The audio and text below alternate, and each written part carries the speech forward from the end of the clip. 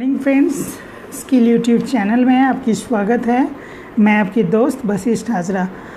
दोस्तों, तो आज इस वीडियो में हम लोग सिंपल मशीन के बारे में जानेंगे। ठीक है, सिंपल मशीन मतलब सरल मशीनें। तो सिंपल मशीन किसको बोलता है? मशीन एक ऐसी युक्ति है जिसके द्वारा उसके बाद बिंदु पर आरोपित बल को दूसरे बिंदु तक प्रेषित किया जाता है, जिससे कि कार्यों विशेष के लिए यांत्रिक लाभ प्राप्त किया जा सके। ठीक है, मशीन एक सिंपल मशीन ऐसा युक्ति है जिसका हम लोग एक साइड में लोड लगा के एफर्ट लगा के दूसरे साइड से लोड को ओवरकम कर सके।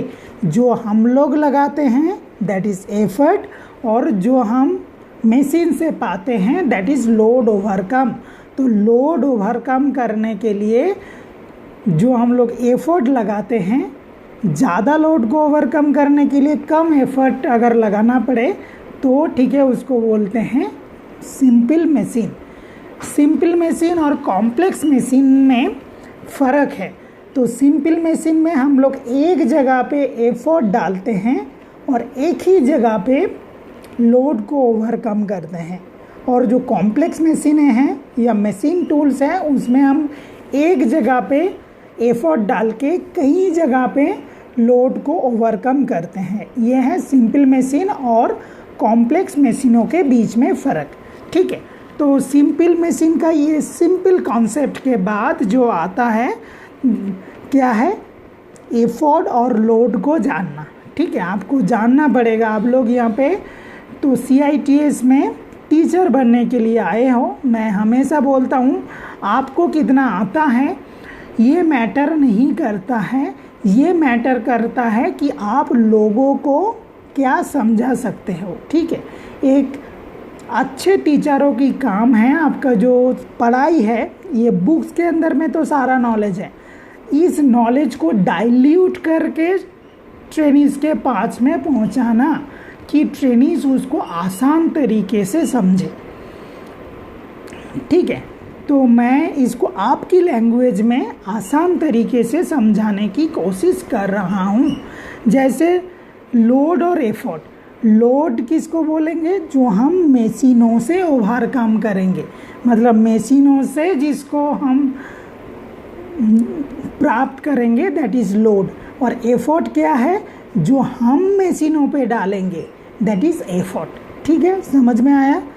अभी आते हैं हम लोग यांत्रिक लाभ यानी मैकेनिकल एडवांटेज। मैकेनिकल एडवांटेज किसको बोलते हैं?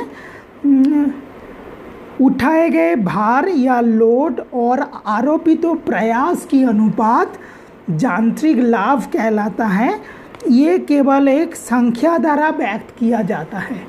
तो यांत्रिक लाभ एक अनुपात है, तो इसका कोई इकाई नहीं होगा, एक संख्या द्वारा हम इसको समझा जाता है।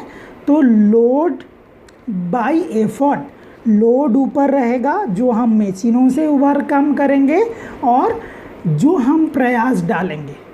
ठीक है, प्रयास जो है वो डिनोमिनेटर में रहेगा, नीचे में रहेगा, और लोड जो है वो ऊपर में रहेगा। ठीक है, तो load bye effort is called mechanical advantage. ठीक है, समझ में आया यहाँ तक? अभी हम लोग आगे जाते हैं। वेलोसिटी रेशियो, वेगानुपात। ठीक है, तो इसको बुक्स में इस प्रकार लिखा गया है कि प्रयास द्वारा चालित दूरी और लोड द्वारा चालित दूरी का अनुपात को वेगानुपात कहते हैं। मतलब distance moved by the effort divided by distance moved by the load. Distance moved by the effort, effort ऊपर है, by distance move by the load. ठीक है, इसको बोलते हैं वेलोसिटी रेशियो यानी वेगानुपात। ये भी आपको समझना ज़रूरी है। ठीक है, तो मैं आपसे गुजारिश करूँगा कि आप ये वाला चैप्टर को फिर से दोबारा देख के अपने किताब के साथ साथ किताब खोल के इस वीडियो को ऑन करके पढ़ो और साथ साथ जो है एक नोट्स बनाते रहो, तो ये आपकी परमानेंट मेमोरी में जाएगा, भेजे में घुसेगा, नहीं तो मुश्किल है बहुत। ठीक है चलो, थोड़ा सा हंसी मजाक भी चाहिए, ठीक है। कॉम्प्लेक्स चीज़ों के साथ अगर हंसी मजाक करते हैं तो वो अच्छे से याद होता है। अभी नेक्स्ट कॉन्सेप्ट में आते हैं, आउटपुट एंड इनपुट। ठीक है, तो आउटपुट किसको बोलते हैं कि हम जो मशीनों से निकालते हैं, दैट इज़ आउटपुट। और इनपुट किसको बोलते हैं, जो हम मशीन में डालते हैं उसको बोलते हैं इनपुट। सीधा सीधा इनपुट, आउटपुट जो हम मशीनों से प्राप्त करते हैं दैट इज़ द आउटपुट, और जो हम मशीन में देते हैं दैट इज़ इनपुट। अभी तो आउटपुट क्या है, आउटपुट में है load into distance move by the load. ठीक है ना, हम लोग 2 क्लास पहले हम लोग कौन सा चैप्टर में थे, मोमेंट में। ठीक है ना, हम लोग तो मोमेंट पे पढ़े थे कि जहाँ पे लोड लग रहा है और जो दूरी ट्रैवल कर रहा है, तो यहाँ पे सेम हो जाएगा। एक है जब मशीन के द्वारा होगा और एक हम डालेंगे। ठीक है, तो जो आउटपुट है तो load into distance move by the load, that is load arm. Load into load arm equal to output. और तो इनपुट क्या है जो हम लोग डाल रहे हैं, एफर्ट इनटू एफर्ट आर्म या effort into distance move by the effort, ये हो जाएगा आउटपुट। ठीक है, क्लियर। तो इनपुट समझ गए, हम जो मशीनों में डाल रहे हैं दैट इज़ हम एफर्ट डाल रहे हैं और जितना दूरी पे डाल रहे हैं दोनों का मल्टीप्लिकेशन। और आउटपुट क्या हो गया, जो हम मशीनों से प्राप्त कर रहे हैं, तो ना मशीनों से क्या कर रहे हैं हम लोग, लोड ओवरकम कर रहे हैं, तो load into distance move by the load. Clear. चलो आगे बढ़ते हैं। अभी मैकेनिकल एफिशिएंसी, यांत्रिक लाभ। तो मैकेनिकल एफिशिएंसी किसको बोलता है या समता किसको बोलता है, मैकेनिकल एफिशिएंसी हो जाएगा आउटपुट बटे इनपुट। अगर आपकी आउटपुट ज़्यादा होगा, इनपुट कम होगा, इसीलिए इनपुट डिनोमिनेटर में है, नीचे में है, आउटपुट बटे इनपुट।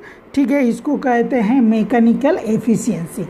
ठीक है, आउटपुट बटे इनपुट इसको कहते हैं मैकेनिकल एफिशिएंसी। और एक होता है mechanical advantage by velocity ratio. ठीक है, तो इसका 2 फॉर्मूला है, एक है आउटपुट बटे इनपुट और दूसरा है mechanical advantage divided by velocity ratio. इसको बोलता है हमारा एफिशिएंसी ऑफ मशीन। ठीक है, आपको इतना पढ़ना है, इतना कॉन्सेप्ट अगर क्लियर हो गया, ठीक है, तो आपको चले आना है मैथ में। ठीक है, मैं आपको बार बार बोलता हूँ कि कोई भी टॉपिक जो है साइंस को, इसको ठीक ठाक दिमाग में बैठाने के लिए मैथ्स प्रैक्टिस करना, उस पर्टिकुलर चैप्टर की मैथ्स प्रैक्टिस करना बहुत ज़रूरी है। आप अगर मैथ्स अच्छे से प्रैक्टिस करोगे तो आपको ये कॉन्सेप्ट दिमाग में बैठ जाएगा। अगर आप मैथ नहीं प्रैक्टिस करते हो तो आपको पढ़ाने के लिए भगवान श्री कृष्ण भी ऊपर से इस धरती पे आपके घर में उतर आए तो आपको समझा नहीं पाएगा। ठीक है, तो मैथ्स प्रैक्टिस करना बहुत ज़रूरी है कि आपकी साइंस का टॉपिक जो क्लियर हो। ठीक है, तो आशा करता हूँ कि आपको ये चैप्टर की जो ये सिंपल सा कॉन्सेप्ट था ये आपकी भेजे पे घुसा है और आप इसको प्रैक्टिस करो। और जो मैथ्स प्रैक्टिस करके जब आप घर से फिर इंस्टीट्यूट में आ जाइएगा तो मेरे से चेक करवा लीजिएगा। ठीक है, और मैं आपकी आशा करता हूँ कि आप इस चैप्टर को अच्छे से समझे हो। आपने जो मेरे को इतना समय दिया इसीलिए धन्यवाद। जय हिंद, जय भारत।